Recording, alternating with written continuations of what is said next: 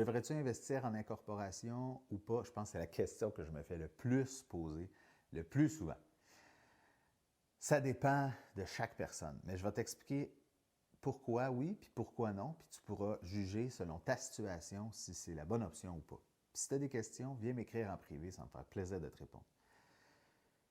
Normalement, on va privilégier l'investissement au personnel quand c'est 5 portes et moins, pour la raison principale que ton taux d'imposition va aller selon ta braquette salariale.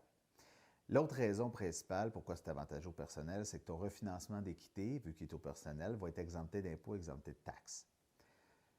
Si cependant ton ratio d'endettement personnel est trop élevé, là, l'incorporation peut être intéressante parce qu'ils vont juger l'immeuble selon le ratio de la couverture de la dette et ils vont beaucoup moins juger l'individu.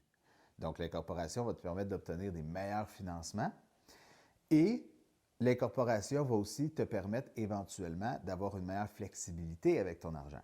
Parce que tu peux avoir une incorporation de gestion, une incorporation d'achat, puis interchanger tes revenus, puis ensuite te décider qu'est-ce que tu te verses comme salaire. Donc, si tu es dans tes débuts, commence au personnel, puis si tu as déjà 300 000 de mise de fonds, puis tu veux commencer big, c'est sûr que l'incorporation va être mieux adaptée.